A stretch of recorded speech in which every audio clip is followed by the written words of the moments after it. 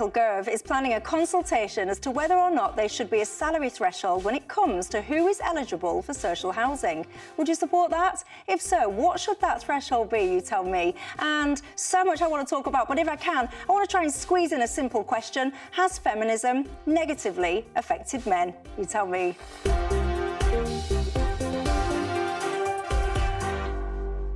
Yes, indeed. I'm going to get stuck into all of that with Professor Matt Goodwin and Aaron Bastani. But before I do, let's cross live to Polly Middlehurst for tonight's latest news headlines.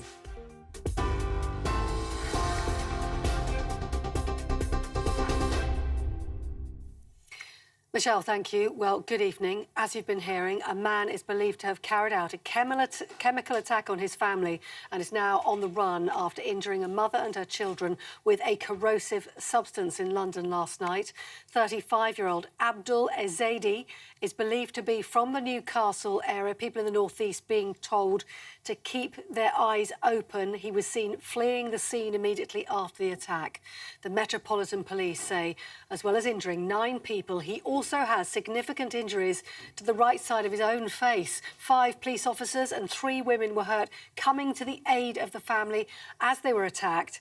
Superintendent Gabriel Cameron from the Metropolitan Police gave this statement earlier on today. He left the scene, but the injuries to the female and children, they're in a stable condition, but we are just monitoring, but they don't seem to be life-threatening, but at this time they could be life-changing.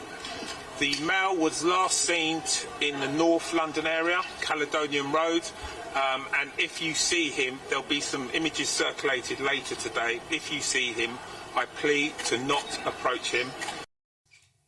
Well, in other news today, the Labour leader said he had a plan for businesses in the UK that will bring growth and prosperity to every corner of Britain. In a speech to Labour's business conference this afternoon, Sir Keir Starmer promised to battle against stagnation in British productivity and growth. Critics accuse Labour of economic flip-flopping and question if the party can provide the stability that businesses need. Meanwhile, inflation is expected to temporarily return to the Bank of England's target of 2% by this summer. That's a year and a half earlier than previously expected. The news comes as today the bank held its interest rate at 5.25% for the 4th time in a row. Labour says households are paying the price for 14 years of economic failure under the Conservatives, but the Chancellor says the government's plan is working. And people feeling their living standards going up. And that is what we want to do. That's why we took some very difficult decisions.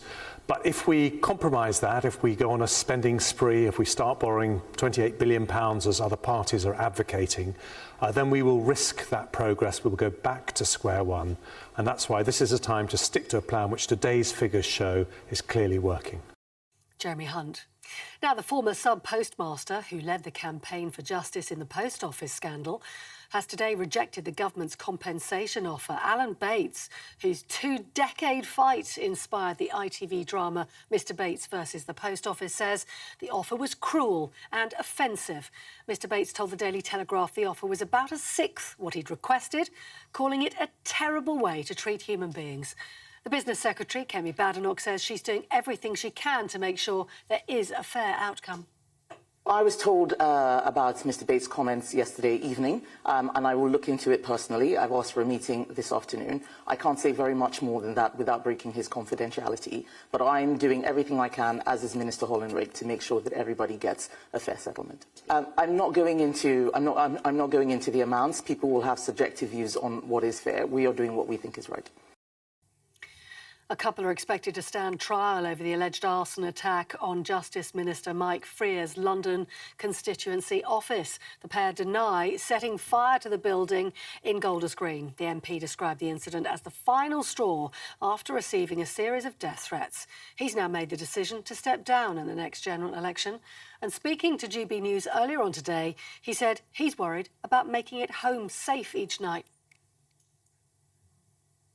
Public. Standing on the pavement where I do an advice fair where 200 or 300 residents come through the door. I now wear a stab vest. Also, my staff also have them available if they want to wear them. And your partner too, the stress on Angelo, your spouse. Yeah.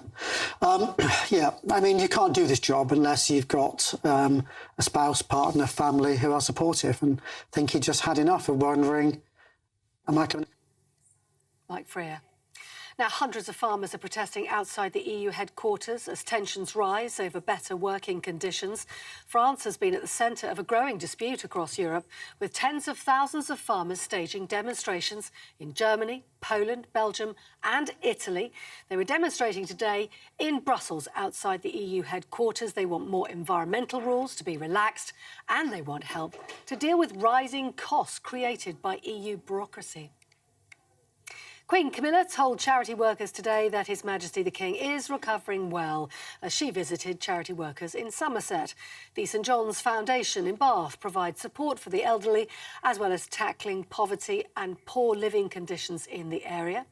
Her Majesty celebrated the Foundation's 850th anniversary and has been their patron since 2009. Let me just bring you some further detail on our top story today, that chemical attack that was conducted in London last night. Government sources have indicated to us here at GB News that Abdul Ezedi, the man wanted in connection with the corrosive substance attack in South London, has been given asylum in the UK. It's understood he failed twice in previous applications, but ultimately was successful. That news just coming to us. We'll bring you more detail on it, of course, in our next hour of news. For the latest news stories, sign up to GB News Alerts by scanning the QR code on your screen or by going to gbnews.com/alerts.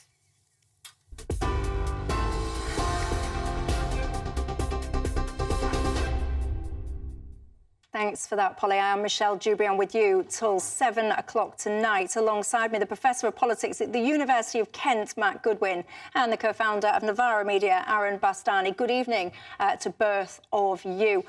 There's a lot I want to get into with you tonight, not least that update that you will have just heard at the end of those news headlines there from Polly. I want your thoughts on all of the goings-on tonight. You can get in touch with me all the usual ways, gbviews@gbnews.com, or, of course, you can tweet me, X me, whatever you want to do.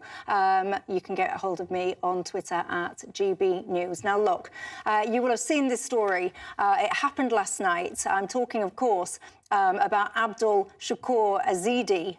We now know that he is the person who is believed last night about 7:30 to have taken, when I'm even saying this, it's almost beggars belief, because it almost doesn't even feel that this is the kind of thing that a human being would actually do, but nonetheless it is. Taken a little 3-year-old girl out of a car, repeatedly slammed that little girl onto the floor. Some people, one of the eyewitnesses describing it was almost like he was raising a pillow as high as he could and throwing that little girl with all of his might repeatedly on the floor. I've got goosebumps when I tell you that, you absolute scumbag. You can see this person on the screen. Not content with that, there's been a chemical attack on that little girl's mother. Her 8-year-old sister as well has also been affected. He then went on to drive the car into the mother as well, and then he hot-footed it. The police, of course, as you would expect, asking people, have you seen anything? Can you get in touch? They were doing appeals. Have you got anything on your doorbells, your camera doorbells? Have you got anything on your dash cam, etc., etc.? One of the things that infuriated me, this guy, by their own admission, is a very dangerous man. He is still on the run. Was there a description issued? I remind you, this happened last night about 7:30 on the night. We finally got a description, a name of this guy in his picture, 1:30, 2 o'clock-ish this afternoon. I mean, this fella is apparently from the Newcastle area, and I say that with a hint of sarcasm, because it has now been confirmed to us by government sources that actually he has been given asylum in the UK. I need to be clear about this. As we understand it, he failed twice in previous asylum applications, but he was then ultimately successful. I'm sorry, but I think this is an absolute disgrace. And I'm going to say a sentence now that I know will probably get me into trouble. But if you insist in this country on importing essentially the third world, when third world things happen like this on the streets of Britain, how can anybody be surprised? It is an absolute disgrace. I'm furious about this story today. Anyway, Matt Goodwin, your thoughts? I found it really difficult to listen to the description of this hideous crime. I have a 2-year-old daughter. I just cannot imagine what this family is going through. It's as simple as this for me, Michelle. I think if you're a foreign national and you're committing crimes, you should be removed from the country. and 75% of British people agree with that. I've polled them on that. This guy's clearly a nasty piece of work. I hope the police have caught him by the end of today. And if it was up to me, looking at foreign nationals who commit these hideous crimes, they'd be removed from the country altogether. And I think many people are going to be sat at home watching this story, listening to this story, and thinking, well, hey, you know, we hear all the time, diversity is our strength. Look at the wonders of all of the things like multiculturalism and so forth. Clearly, that's not the case this time around. Aaron, your thoughts? Yeah, it's just a appalling thing to hear. And like you say, when you were describing it, I just can't imagine anything worse. One question for me, though, which is an interesting question to sort of follow up from Matt saying, what's the appropriate solution with this man? Should he be incarcerated or should he be deported? Because obviously this is a horrific crime and it's almost letting him off the hook if he's deported because he's not having to then face justice. He could come back. Equally, if he's incarcerated, the taxpayer's spending money. Just an aside, but this is appalling. He obviously shouldn't be in the country. I would say with regards to what Matthew said, in terms of committing crimes, serious crimes, I agree. Obviously, if it's a driving offence or something, I don't think we should be too OTT. But a serious offence, I agree. And I think questions have to be asked as to how somebody with this kind of character has been able to get the right to remain or British citizenship, I don't know. That's a very serious question to ask. And importing the third world, I mean, it sounds emotive. What I would say is these are often very traumatised, brutalised and brutal people from places that we cannot comprehend in this country. And like you say, that's going to have a serious set of consequences. I don't really care if it sounds emotional. No, but that's what I care more about. Sure. Don't get me wrong. That's what that's the reality of it, though, right? I know we've got very brutal people in this country. I am not trying to make out that every British citizen in this land is a role model. I don't think that's I know you don't think absolutely got our own wrong-uns, thank you very much, which is all the more reason, then, why we should be doing our absolute damnedest, our absolute best not to be trying to import anybody else. Because when people are in and around war zones, they're in and around environments where, you know, standards, the kind of advanced society that we have, the kind of advanced culture that we have, when you then pick someone up that's from a completely different world... I agree. ...without those normal standards, I mean, that is not how you... You don't wander around launching 3-year-olds onto the floor and throwing chemicals at them. What I would say is somebody like that, these are some of the most psychologically damaged people imaginable. I'm not saying that to pity him, it's just a fact. There was another example relatively recently, about a year ago, of an Afghan national stabbing somebody in Bournemouth, where I'm from, in the neck on a Friday night because they fell out over an e-scooter. You know, that, again, is incomprehensible. But if you've been raised in a country where decades of war, violence, horrific things, like you say, huge problems, therefore, can occur when tens of thousands, hundreds of thousands of people from that environment, just a fact, find themselves side by side with everyday Brits. What I'd like to see is the conversation shift from observation to how do we respond to it. And I think if you ask ordinary Brits out there and you ask them about these cases, Michelle, as I say, this isn't just a 52% issue. The vast majority are saying, if you're a foreign national and you're committing serious crimes, we've got about 10,000 foreign nationals in UK prisons at the moment, you should be deported. You should be removed from the country. And it's not just this case. People have seen the increasing number of cases online, police officers being attacked, the complete collapse of morality, of standards, particularly in areas like London. But does that not let this monster off the hook if he's deported and not punished? I would hazard a guess. Well, I know this for a fact because I poll people every week, that the vast majority of British people would say, you know what, we're not going to have this guy sitting in a prison at the taxpayer's expense. Let's just get him out of the country. Let's do that as quickly as possible. I think that's a reasonable way forward. And I would take issue with, well, these are brutal people who have been experienced by conflicts. Actually, I bet what we're going to discover is this guy in some shape or form felt that he was shamed or he was embarrassed by the behaviour of, I presume, a relative, and he's taken it out on his daughter. We've had a number of these cases in recent years. I do have to just say as well that there are some images that I perhaps will put on the screen in a second that some of you may find disturbing. And I have to say that this is the suspect. He, as you can see if you're listening, not watching, he's apparently got quite a damaged right side of his face. Good.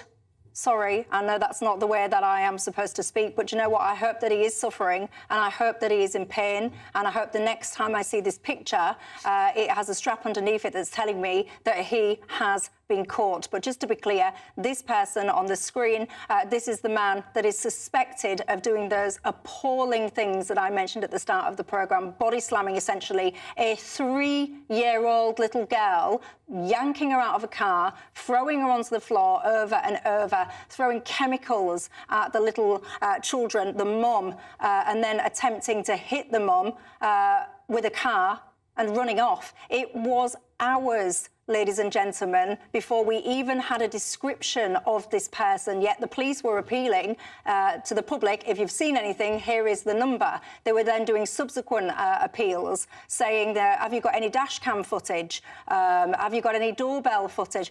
Well, I happen to know that area incredibly well, and at the end of that road, essentially, where this incident took place, there is a big, massive green park called Clapham Common. Now, there are God knows how many people running repeatedly in and around that area. That's what people do. They jog, they run. It's a very, very, very busy area. How can you appeal for people to share with you footage if you do not even know what it is that you are looking for?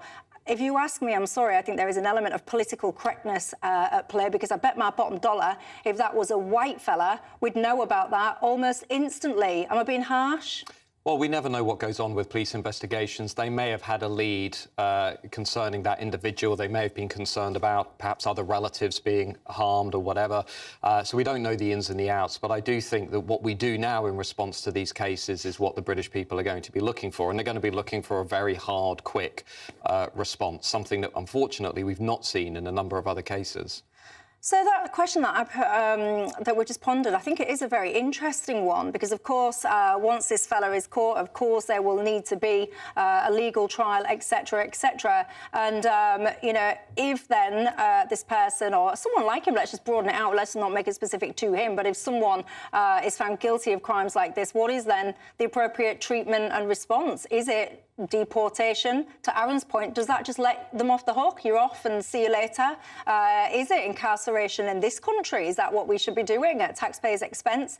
Paying for this guy to essentially live his life for however many years in a prison? What's your thoughts on that one? Sorry, remind me. Deportation or incarceration? I think foreign nationals who commit serious crimes should be deported. They should be removed from the country. I think, and also, if you look at what's happening elsewhere in Europe, say Germany is an example, the number of deportations is now going up if you look at what's been happening in recent weeks. And I think a lot of people in Europe, in France too, by the way, where they've had a number of serious Islamist terrorist atrocities committed against teachers and against public officials, I think people now have had enough. And I think people are beginning to look around and think, you know what, actually it's time to start pressuring our politicians to be doing something on this. I know we're going to come on to talk about the case of politicians and security and the growing threat of Islamist terror. But here again, we're looking at, you know, the way in which we're importing cultural practices, beliefs that really are fundamentally at odds with the British way of life. That's the key point. Everybody who knows acid attacks knows what this is about, right? They know fundamentally this will be about some sort of honour issue that this guy will have most likely, and I'm speculating, but probably will have felt that his honour was shamed in some way. This is not part of our culture. This is not part of our way of life in the way that it is within some religions. And I think increasingly people are going to wake up and demand a stronger response to these cases. Do you know what? You speak about stronger response to these cases. I cannot help but feel, you know what, I've probably upset a few people already. It's only 6:20, I might as well carry on. But when I see cases like this, I can't help it. I do. I think to myself, if you're found guilty of these kind of things, the death penalty. Help me understand why that is not an appropriate... The reason why I don't support the death penalty is miscarriages of justice. In a case like this, that's not going to happen, clearly, but that's why I don't support the death penalty. But look, here's a question for people watching and listening. If you lost a relative and they were murdered, what would you want? Somebody deported? Would you want them to stay here and be punished? I would feel like they've been let off if they were deported, personally, but I totally get what Matthew's saying. Do you know what?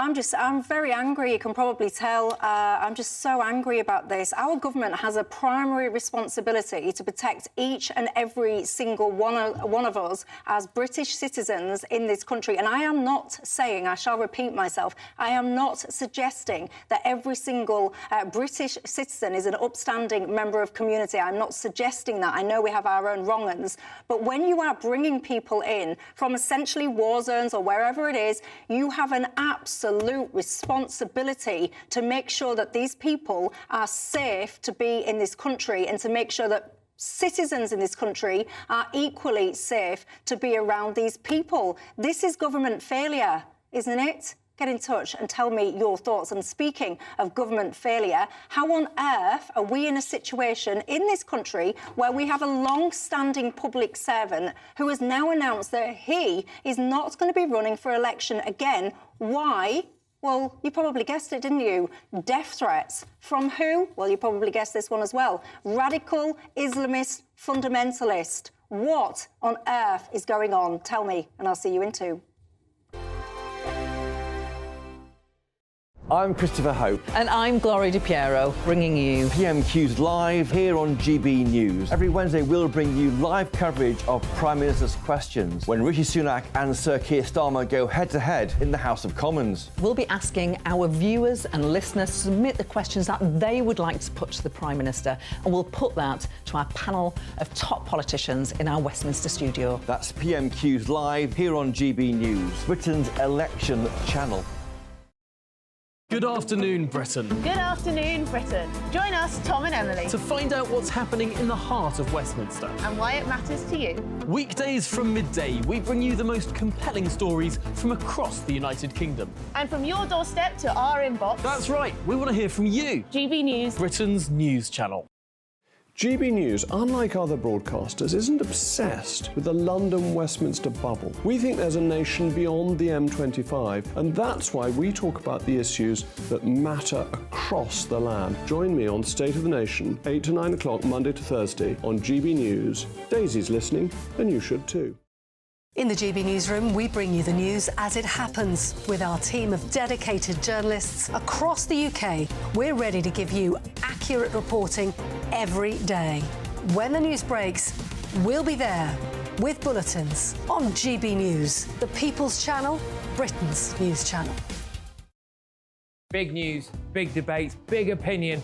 Patrick Christie's Tonight is the week's biggest show. Every weekday, 9 to 11 p.m, we've got the inside track on the day's top stories. There'll be sharp takes you won't get anywhere else. We will set the news agenda, not just follow it, and I want to bring you along for the ride.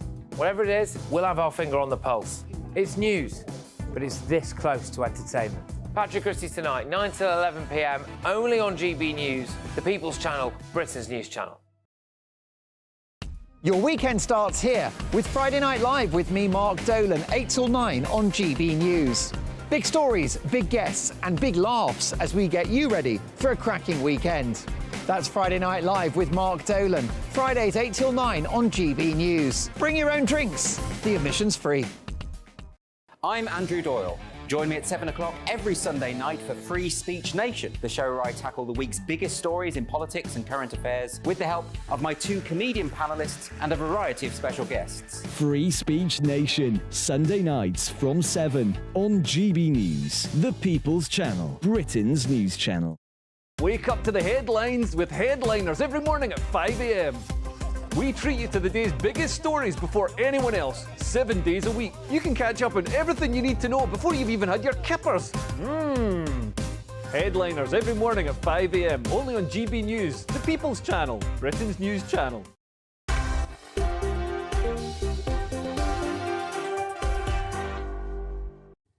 Hello there, I'm Michelle Dewberry and I'm with you till 7 o'clock tonight. Alongside me, fabulous panel. No offence to any of my other panellists if you're watching, I love you all, but this one in particular, I do have a soft spot for them. The Professor of Politics at the University of Kent, Matt Goodwin, and the co-founder of Novara Media, Aaron Bastani. We just started the programme talking about that absolutely horrendous situation. It's really angered me. I know it's angered a lot of you guys at home. What kind of society are we turning into when on the streets of Britain, you have people wandering around snatching, and I do apologise if you've got sensitive ears because this is a horrendous story, so I don't want to cause any distress, I must say, but the case is the case as it stands. 3-year-old child snatched out of a car, repeatedly lifted up, smashed repeatedly onto the ground, chemical attacks then, a car driven into the mother of these children. And can I just say, because we often have a conversation about people not getting involved, bystanders not involving themselves, I do have to say credit to everybody who got involved in this situation, because a variety of members of public got involved and helped. The police, of course, did a great job. Lots of people that helped out were actually hurt as well by whatever this chemical was. And I've got to say, my thoughts, I know your thoughts at home, I'm sure, are with this family. And I hope and pray that all of them actually come out of this with no long-lasting injuries. Government sources, as I've said to you, have told us that this person, the alleged perpetrator, apparently has been granted asylum in this country, having had 2 previous failed attempts. I'm really, really hoping that that is confirmed by the actual government ASAP. It's those sources that have told us that that is the case. That angers me, ladies and gents, and I'm sure you will have many similar sentiments too. I was asking you, well, what do we do about this situation then? You guys have been in touch in your droves about this one. Many of you are saying that if found guilty of crimes like this, well, prison and then deportation afterwards, so a blend of the two. That, I have to say, that does seem to be the primary response. Barbara says just deport, but then what about, to Aaron's point there, does that just let them off? Oh, I don't know. You know what, as well, I wonder whether or not there is, because there's so many cultural differences going on here, and I just wonder whether or not there's this whole notion that for certain people in certain communities, women are not on a par with men. Do you think there's a sense of that? I do. Anyway, look, another story that caught my eye today, I've got to say, it's caught the eye of a few of you guys at home, which I appreciate. The MP for Finchley and Golders Green, Mike Freer, he has said that he's standing down at the next election due to attacks and safety concerns. Let's have a little listen, shall we, to him speaking to our political editor, Christopher Hope, earlier on today. Are you quitting as an MP? There comes a point when the level of threat becomes, if like beyond the pale. 2 or 3 serious incidents where your life has been threatened. One was a very narrow miss, purely by, a fluke. I wasn't in the office. The man that went on to kill David Amos had come to Finchley, told the police. I've had 2 run-ins with Muslims Against Crusades, one quite serious where they burst into a surgery I was having in a mosque. And the common theme there seems to me my support for Israel. In fact, Muslim Against Crusades, when they burst in, said you're a Jewish homosexual pig. I mean, I feel a little bit lost for words tonight. Well, I'm not lost for words, well, I'm absolutely furious, quite frankly. I'm desperately trying to think to myself, how do I do a little bit of self-censorship before I do get myself into trouble? Matt Goodwin, where are you on this issue? 2024, and we've got a situation where a long-standing public servant, he's been an MP as well for many years, is now not going to run again. He's going to leave public office, essentially, because of threats to his life.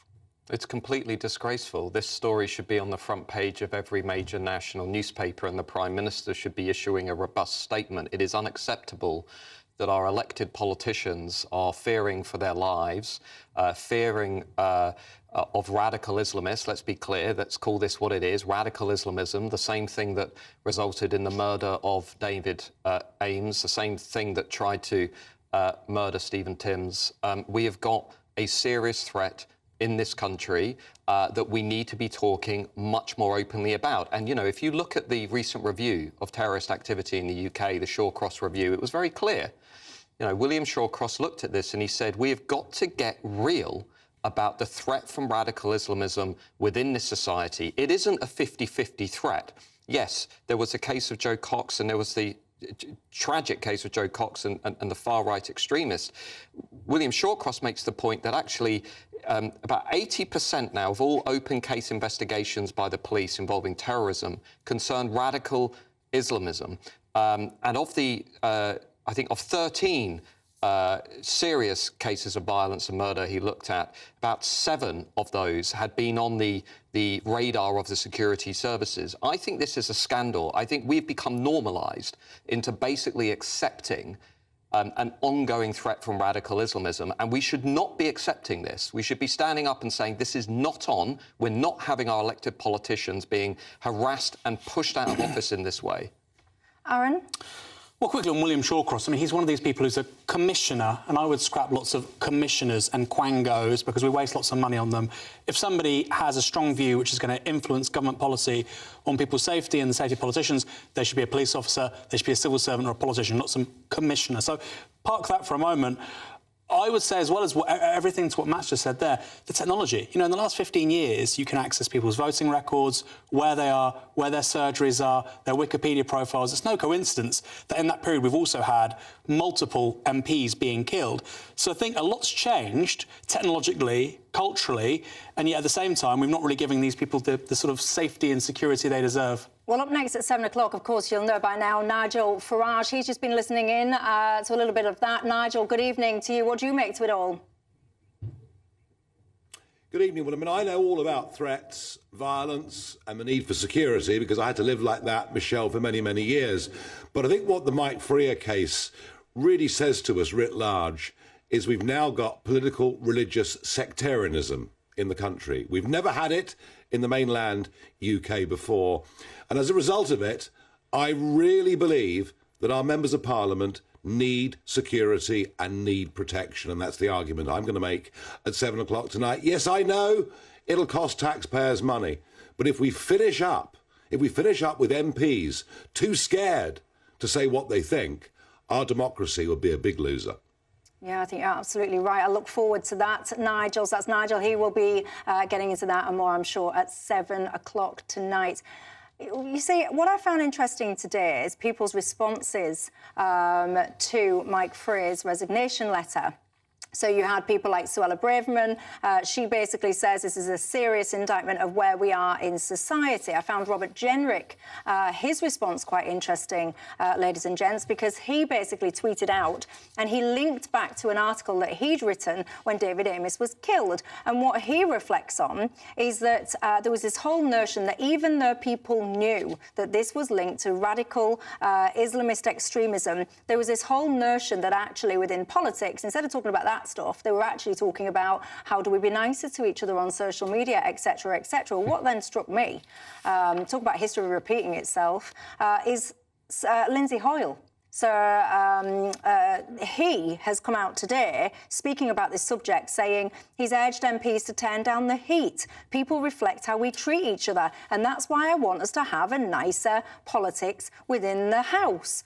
Now, I don't mean to be funny, Sir Lindsay Hoyle, or to state the bleeding obvious or anything, but this MP has not been getting death threats. There's an alleged arson attack. I can't get into the specifics of that because it's an ongoing court case. The stuff that's been levied at this guy is not because MPs during question time have been a bit feisty and called each other Mr. Whippy or whatever it was that they were launching at each other. Why is this desperate attack to try and divert course instead of focusing on what it actually is, Matthew?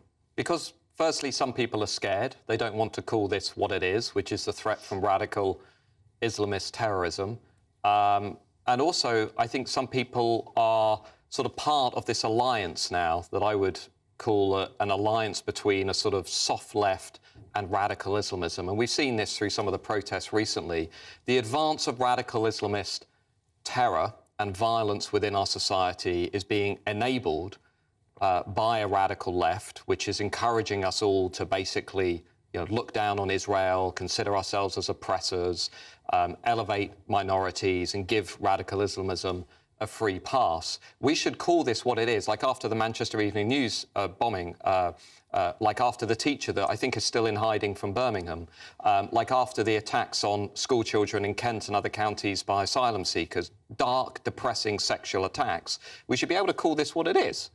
This is a growing threat from radical Islamists. We need a serious response to it. We need to stop cowering in the aftermath, and we need to stop making these ridiculous excuses as to what's going on. These are radical Islamists. They're trying to disrupt and overturn our civilization. Let's call it what it is. And what happens, Aaron, as well, is because most people can actually see this for what it is. They're not stupid. So then when the political class start doing things like, oh, yeah, turn down the heat, people reflect on how we treat each other. That's why I want us to have a nicer politics within the House. I don't dispute that, by the way. Yeah, let's all be nicer to each other. High five to that. But what that has got to do with this is a nonsense. And people at home, they know that. And then it just creates disconnection with the political class. And then we sit there and we wonder on things like elections, why is our turnout so low? I think that's right. What I would say is, though, Michelle, I actually think the whole be nice thing is daft. I think it's stupid. I think something that GB News gets right, that you get right, is that people should be able to have opinions, strong opinions, debate them, discuss them, and then you reach a really, sensible position often if you listen to one another. And that's precisely what the political class in this country is afraid of. The whole be nice thing, I think, actually is part and parcel with the whole uni-party thing. We won't really discuss the problems facing society. We won't really offer solutions. We'll just take 80, 90 grand a year and we'll go to our Zone 1 dinner parties and we'll basically do the same thing we've done for the last 30 years. So the whole be nice, be kind thing, I'm very wary of. And also, like you say, it's just completely inappropriate here. We need to talk about substantive proposals, security, law enforcement. The police in this country have no resources to do anything. We keep on asking them to do more and more and more and more, and they get less and less resources. And let's be real, we have people in media saying we need to police the Persian Gulf, the Arabian Sea, we need to police global shipping lanes. Start with my local high street, please. Yes. Because the police aren't there. But you must know and accept that we could have the best policing in the world, the best funded policing in the world. Unless we deal with the underlying drivers of what's going on, which is large-scale migration and a broken model of multiculturalism, we're not going to deal with these issues over the longer term. These issues are only going to grow. In fact, I wrote this week, Britain is going to see the biggest increase of all European nations in the number of Muslims between now and 2030. We know we've got high levels of segregation in large parts of the country, but every time somebody whispers, we might have a problem with multiculturalism, the commentariat shut that debate down. And they say, well, hang on a minute, diversity is our strength. If diversity is our strength, why are politicians leaving public office because they are scared for their lives? This ridiculous debate that we have in this country has to be exposed. Well, there you go. Aaron says he wants to respond, so he's going to do that after the break. That is the million-dollar question, isn't it? Why have we got this situation in this country? I think you might have a few suggestions as to why we find ourselves where we do, but what on earth are we going to do about it? Let's continue this conversation in a couple of minutes.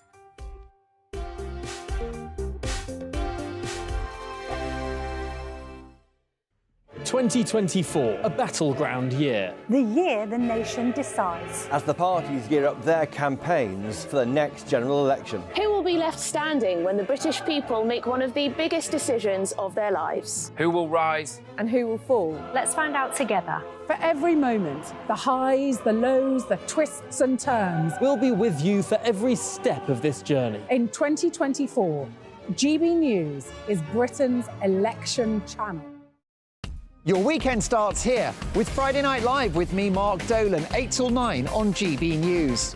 Big stories, big guests and big laughs as we get you ready for a cracking weekend.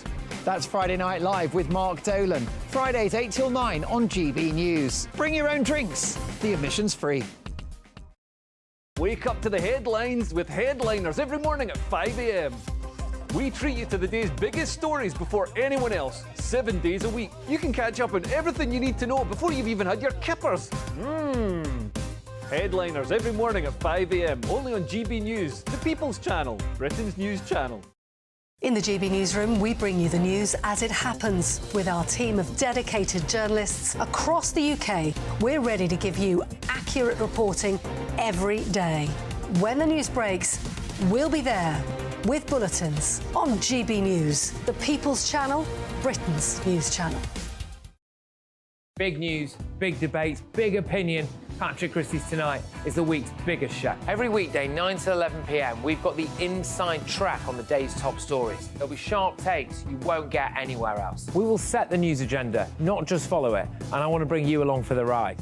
Whatever it is, we'll have our finger on the pulse. It's news, but it's this close to entertainment. Patrick Christie's Tonight, 9 to 11 p.m, only on GB News, the People's Channel, Britain's news channel. Good afternoon, Britain. Good afternoon, Britain. Join us, Tom and Emily, To find out what's happening in the heart of Westminster. and why it matters to you. Weekdays from midday, we bring you the most compelling stories from across the United Kingdom. And from your doorstep to our inbox. That's right, we want to hear from you. GB News, Britain's news channel. GB News, unlike other broadcasters, isn't obsessed with the London-Westminster bubble. We think there's a nation beyond the M25, and that's why we talk about the issues that matter across the land. Join me on State of the Nation, 8 to 9 o'clock, Monday to Thursday, on GB News. Daisy's listening, and you should too. I'm Andrew Doyle. Join me at 7 o'clock every Sunday night for Free Speech Nation, the show where I tackle the week's biggest stories in politics and current affairs with the help of my two comedian panellists and a variety of special guests. Free Speech Nation, Sunday nights from 7 on GB News, the People's Channel, Britain's news channel.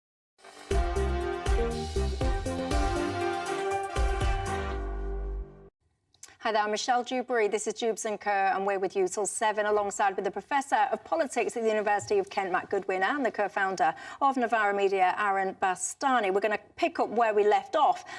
You wanted to respond to points that Matt Goodwin was making a second ago. Go. Yeah, so, I mean, the idea that, majority Muslim countries can't be safe, anybody that's been to the UAE or Qatar or Saudi Arabia that knows that's categorically not true. They're very safe countries if you're going there. There's a reason for that, though. Well, quite, and that is there's a strong state, there's a strong rule of law, and you can't muck about, and if you transgress, you're in trouble. Now, I wouldn't quite go as far as Saudi Arabia, but there's something to that. And then on the point of multiculturalism, same with Singapore, a multicultural society. In the 60s, people thought, actually, it was too multicultural. There were race riots. Now on planet Earth. Why? Again, strong state, strong rule of law, strong institutions, strong sense of shared identity. And those are the things I think we should be focusing on. Yeah. What brings us together and what institutions are going to do that, and a strong rule of law. If you muck about, you'll be punished. It's nothing personal, that's just how it works. Yeah, good, and punish, you won't be punished. I mean, I'm listening to you, I'm like, I'm not, yeah, if you do wrong, you should be punished. You won't be punished. You should be. You barely even get caught. The police can barely even stop themselves talking about tweets to go out and police the streets. We need to change that, though, Michelle. It's the management and their strategies. We need to change that. Yes, we do. I'm in a bad mood tonight. Well, there need to be consequences. If you break the law in this country, there need to be serious consequences. But also, our model of migration and multiculturalism is completely broken. One of the things that came out this week, as we saw, the new forecast from the Office for National Statistics, shows that between now and 2036, not a long time, just the next 12 years, we're going to have 6.6 million more people in the country. 6.1 million of those because of immigration from largely outside of Europe. Now, when we talk about building a cohesive, integrated society, it sounds very nice. Sadiq Khan says diversity is our strength. What we are importing, actually, are lots of people that don't share our values, that don't share our culture, our history, that don't really relate to who we are fundamentally as a people. And what concerns me, lastly, Aaron, just please go on. What concerns me is we don't have any serious plan in this country or in government for how we're going to manage immigration and multiculturalism over the next 20, 30 years. All we know is there's going to be a lot more of it, and it's going to happen very, very quickly, and a lot of people are going to feel very concerned about it. But I haven't heard any serious frontline politician come out and say, here's our strategy for managing this over the next 10, 12 years. We just don't do that. We're not a serious country when it comes to these kinds of issues.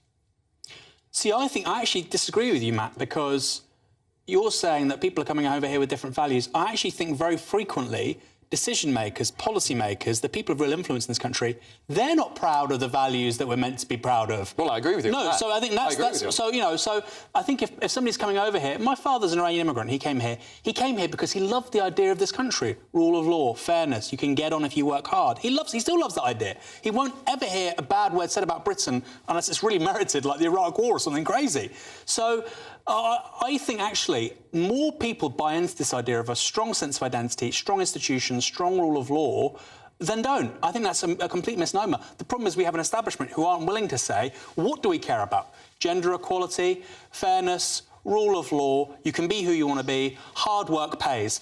These are things we all believe in, and yet there's a political class that really doesn't, I don't know, they don't want to foster a sense of vision of that stuff actually encompassing people that when they come here, you need to adopt this. If you don't, you're probably not going to work out. Well, because they don't believe in the nation state. I mean, they are basically, to use a word that some of my fellow writers have come up with, they're anywheres. They'll be comfortable anywhere. They don't fundamentally believe in the concept of the nation state and what it takes to build a strong, prosperous nation state. That's the problem. That's why they struggled with Brexit. That's why they don't want to reduce migration. That's why they're happy with this new model of importing hundreds of thousands of people from outside of Europe every year, even though they take more out of the economy than they put in. They're happy with this broken economy. They don't want an economy that is organised around productivity, areas outside of London, that pushes back against big business, that pushes back against globalisation. I agree with that. On all of these things, I think we agree. Where maybe we disagree is what I'm saying is that we are also rapidly importing not just an economic problem, but a cultural problem. We are importing a cultural problem in this country, which I would argue is rooted in groups and a religion that has a fundamentally different view of the world than Britain. And that, I think, is reflected not just in this case about an MP who's being chased out of public office, but in lots of similar cases of violence and harassment and abuse up and down this country among people that don't really share our values. Well, there you go. That's an interesting point. Let's explore it then, shall we? I will be back with that in a couple of minutes. Your thoughts, gbviews@gbnews.com. What do you make to it all? Tell me. See you in 2.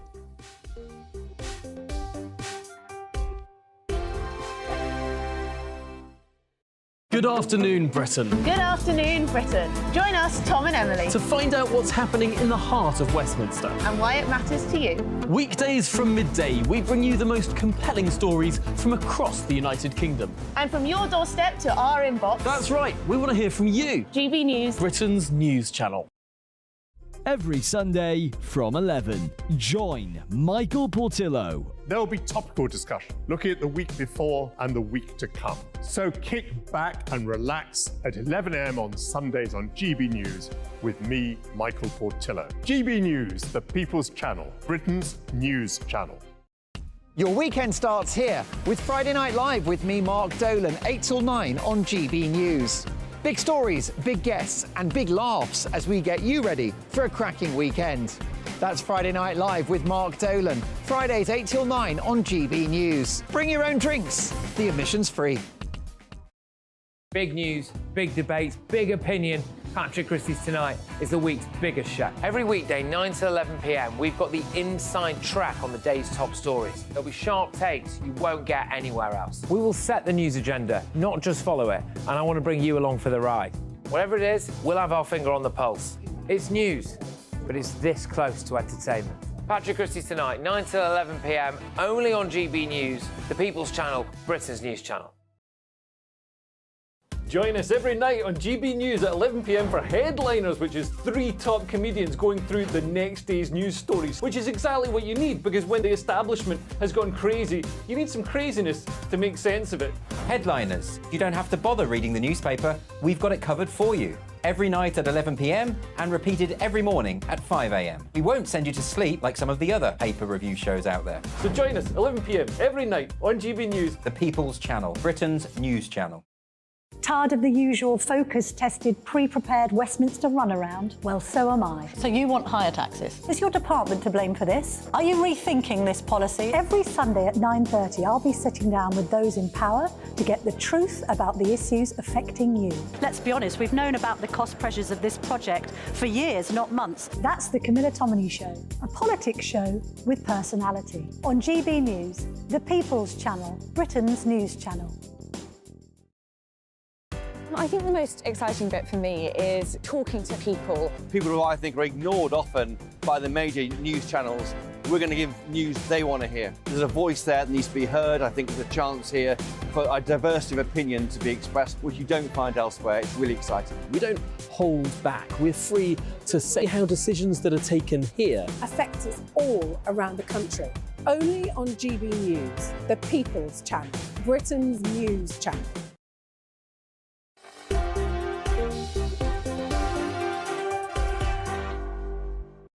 Hi there, I'm Michelle Dewberry with you till 7 on Dewbs & Co here on GB News, Professor of Politics at the University of Kent, Matt Goodwin, alongside me, as is the co-founder of Novara Media, Aaron Bastani.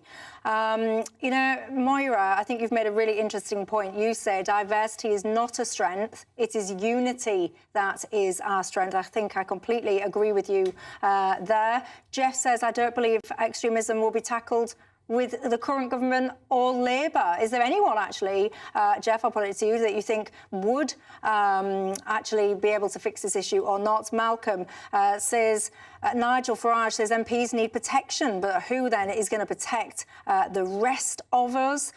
Way too many mobs get in their own way through threats, says Joe. Indeed, you've got to stand up to these people. Look, one of the things that I thought was quite interesting, we're talking about Mike Freer, this MP, who says that he's not going to run again. He's got lots of death threats. We've spoken about this at length throughout the programme. I won't repeat myself. Anyway, one of the topics that's causing a lot of division, he would suggest, is the Isreal-Hamas conflict and the UK response to that and the UK government response to that, etc. Where are you on that, Matt? Well, I mean, irrespective, firstly, of where I am on that specific issue, any MP who's been elected to Parliament should be able to say what they think about any issue without being threatened with murder.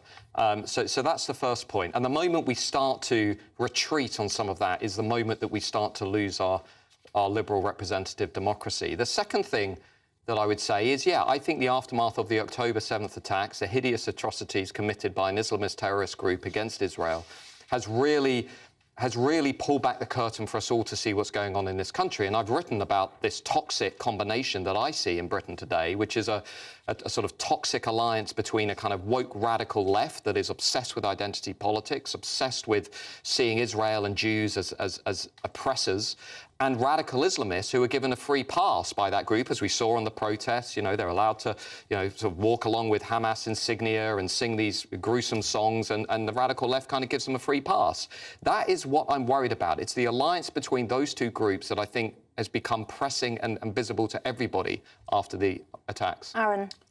With regards to Israel, Gaza, Israel-Palestine, Israel-Hamas, the question I think people need to ask is, how are Britain's interests being served here? You know, a few days ago, there was a conference in Jerusalem, I believe, led by settlers, attended by about a third of the Israeli cabinet. One of the primary speakers there said we need to ethnically cleanse Gaza, they need to leave, the Palestinians, they need to leave. They'll go to, guess where? England and Scotland. 2.5 million people would come to Europe. How are our interests served by aligning ourselves with people who say, you know what, send them to the soft touch of Europe, because then Gazan beaches can become Israeli beaches. Furthermore, if they go to Egypt, people say, why don't the Egyptians take them? Egypt has 35%. If they get 2.5 million Palestinians, very, very major problems for them. If that becomes a failed state, it is 100 million people on the Mediterranean Sea. Right? If Iran becomes a failed state, that's 90 million people. 190 million people potentially in failed states over the next 20 years if certain people in the United States foreign policy establishment get their way. So that's the question. How are Britain's interests served? And I don't see how they're served by being on the same side an Israeli government that is openly talking about millions of people coming to Europe. Can I ask, because you know you would self-identify as being on the left. Absolutely. Right? So why haven't I seen people on the left over the last 48 hours coming out en masse to denounce the attacks and the harassment of this member of parliament who took a pro-Israel position? Where has all the condemnation been? Where are people online saying, you know, it's outrageous that radical Islamists have been harassing this MP and making him feel that his life is under threat? Because I've not seen them.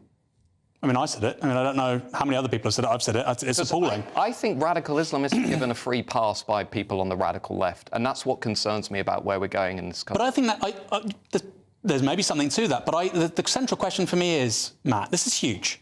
This is huge. We are seeing a conflict in Gaza right now which could lead to British military bases in Cyprus or Bahrain being attacked by medium-range missiles.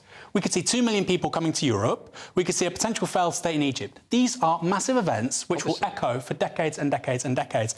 This is appalling, and I agree with you, by the way. It should be condemned. It speaks volumes about everything going wrong in British politics. But we need to focus on what's right for Britain in all of this. Well, I can tell you now, some of these conversations we could continue with for hours and hours, but for time reasons, I do need to call a halt to it there. I'll end the story just by reminding you of that update that I gave you at the start of the programme, the chap that, of course, the police are looking for in connection with that chemical attack, etc. Government sources have told GB News that he apparently was granted UK asylum after 2 failed attempts. Let's see what happens when it comes to the government, etc., confirming that one, shall we? I think there will be lots of conversations to be had about that. But for now, Aaron Bastani, thank you. Always a pleasure. Matt Goodwin, thank you for yours too. You guys, as always, very important to me. This conversation will continue, I'm sure, on Farage after the break. Night. A brighter outlook with Box Solar, sponsors of weather on GB News.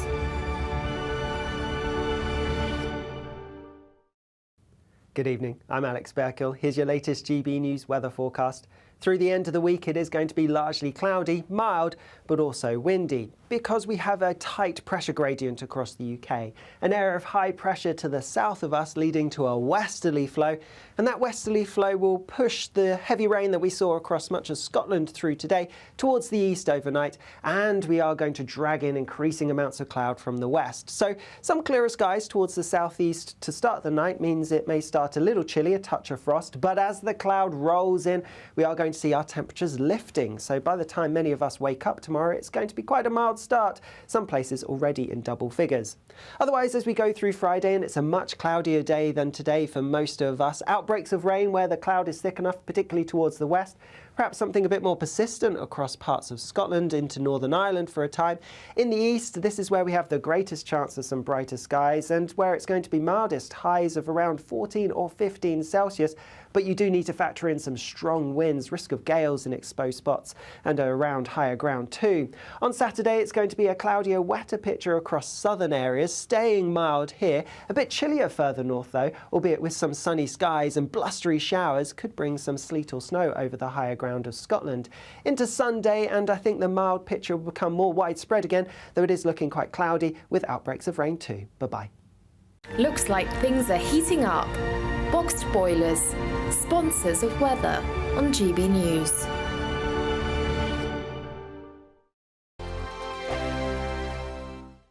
When the news happens, it happens here. And really important breaking news. Breaking news this morning. On TV, radio and online, the news starts here on Britain's Newsroom. All the biggest stories and the answers that you need from across the UK and beyond. Join Britain's Newsroom from 9:30 on GB News. The People's Channel, Britain's news channel. Have a great Saturday night with me, Leo Curse, on the Saturday Night Showdown. It's a crazy world out there, so come and make fun of it with me, my panel of comedians, and a couple of people who actually know what they're talking about. This Saturday Night Showdown is your front row ticket to the clown show every Saturday, only on GB News, the People's Channel, Britain's news channel. Your weekend starts here with Friday Night Live with me, Mark Dolan, 8 till 9 on GB News. Big stories, big guests and big laughs as we get you ready for a cracking weekend. That's Friday Night Live with Mark Dolan, Fridays 8 till 9 on GB News. Bring your own drinks, the admission's free. Now then, Lee Anderson here. Join me on GB News on my show, The Real World, every Friday at 7 p.m. I'm not eating bloody cat. Are you Delicious. mental? Open your mouth. OK, here comes a train. Reminds me of the scene in Singing in the Rain. Adam, is that a good one? Whoa! Join me at 7 on GB News, Britain's news channel. Good afternoon, Britain. Good afternoon, Britain. Join us, Tom and Emily, To find out what's happening in the heart of Westminster. and why it matters to you. Weekdays from midday, we bring you the most compelling stories from across the United Kingdom. And from your doorstep to our inbox. That's right, we want to hear from you. GB News, Britain's news channel. I'm Andrew Doyle. Join me at 7 o'clock every Sunday night for Free Speech Nation, the show where I tackle the week's biggest stories in politics and current affairs with the help of my 2 comedian panellists and a variety of special guests. Free Speech Nation, Sunday nights from 7 on GB News, the People's Channel, Britain's news channel. In the GB Newsroom, we bring you the news as it happens with our team of dedicated journalists across the UK. We're ready to give you accurate reporting every day. When the news breaks, we'll be there with bulletins on GB News, the People's Channel, Britain's news channel. Wake up to the headlines with headliners every morning at 5 a.m. We treat you to the day's biggest stories before anyone else, 7 days a week. You can catch up on everything you need to know before you've even had your kippers. Headliners every morning at 5 a.m. only on GB News, the People's Channel, Britain's news channel.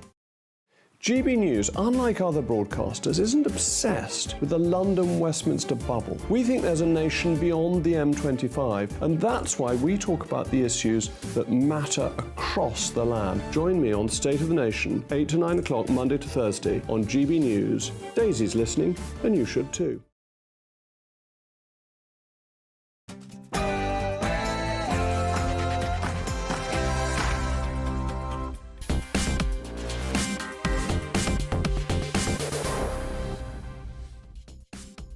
Good evening. In the light of Mike Freer saying he won't stand for Parliament again after harassment, threats and an arson attack on his office, I think we've got sectarianism coming into politics on the mainland in a way we've never seen. I believe MPs need more safety, more protection and more security. We'll debate that. We'll talk about the chemical attack, horrific chemical attack that took place in Clapham last night. We'll ask ourselves, how is it that this man got refused twice for asylum and somehow, on his third attempt, was allowed to stay? And joining me on Talking Pints, Jeff Miller, OBE, former Derbyshire and England Test cricketer. I'm going to ask him, what is this magic that Ben Stokes has found to make England keep winning all of these games? But before all of that, let's get the news with Polly Middlehurst.